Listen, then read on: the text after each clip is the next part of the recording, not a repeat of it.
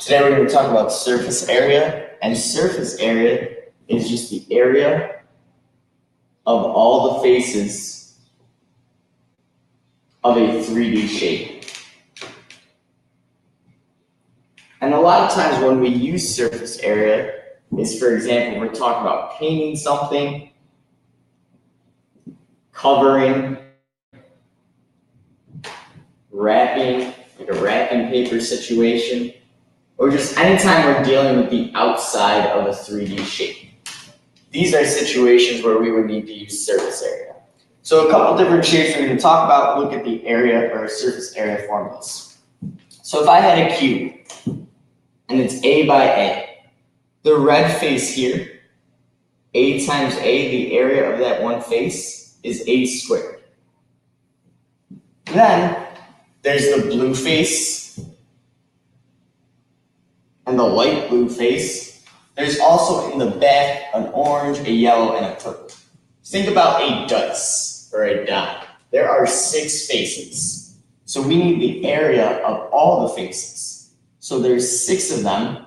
So there's 6 A squareds. So if I wanted to find the surface area of a cube, and let's say it had a side of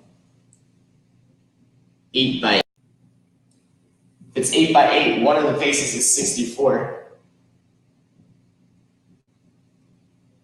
And then I would multiply that by 6 for all the faces. So 6 times 64 is 384. So that's the surface area of all faces of that cube. And that would be in like inches squared or whatever our unit is. So let's look at some more examples on the inside right.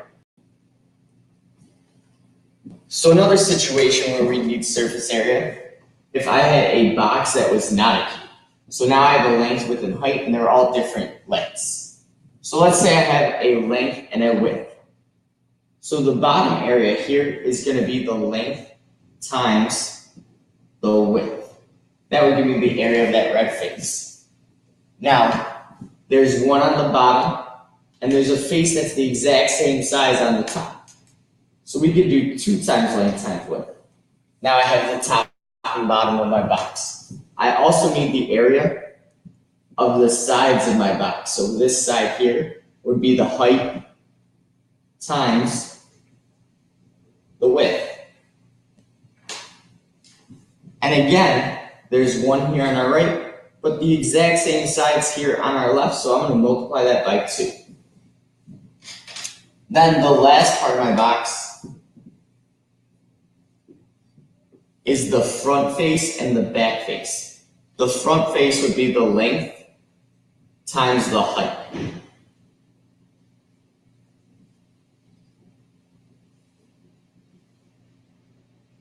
And again, there's 2. There's one in the front and one in the back, so I'm going to multiply this by 2.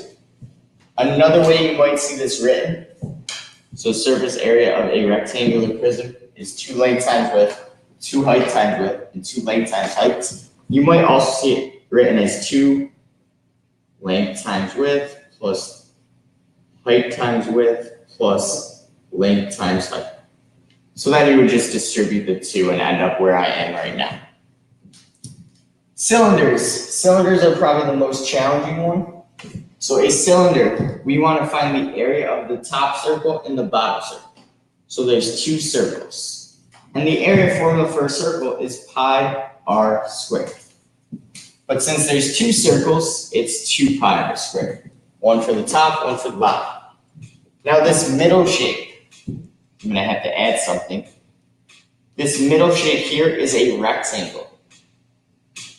And if I unrolled it, the height is whatever the height of the cylinder is. So that's the height of the rectangle. And the hardest part to see, the length of the rectangle, is the distance around this circle, or the circumference, 2 pi r. So the area of this piece or rectangle is height times 2 pi r, height times circumference. So the surface area formula for a circle is 2 pi r squared for the 2 circles, plus the circumference, 2 pi r, times height. So So here's my surface area formula for a circle. I wrote that weird. I'm gonna write it over here just so you can see it better. It's 2 pi r squared, 2 circles, plus the rectangle is the circumference times the height. And the last one is just surface area for a sphere. The way I just remember this one, it's kind of like a circle. So I know the area formula of a circle is pi r squared. And there's actually like 1, 2, 3. So there's 4 parts of that circle. So it's 4 pi r squared.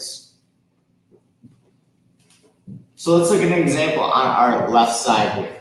We want to determine the surface area of this cylinder in terms of pi. Well, I know my surface area formula. I have 2 circles, 2 pi r squared, plus the circumference times the height for that rectangle in the middle, because it's going to be the circumference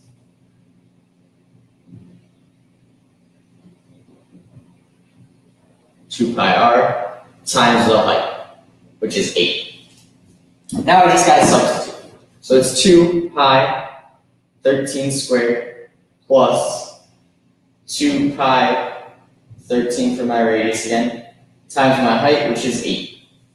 So now I just got to type this in my calculator. 13 squared is 169. 169 times 2 is 338 pi plus 2 times 13 times 8 is 208 pi.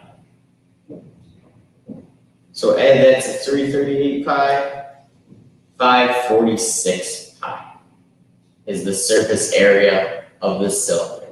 And that's yards squared.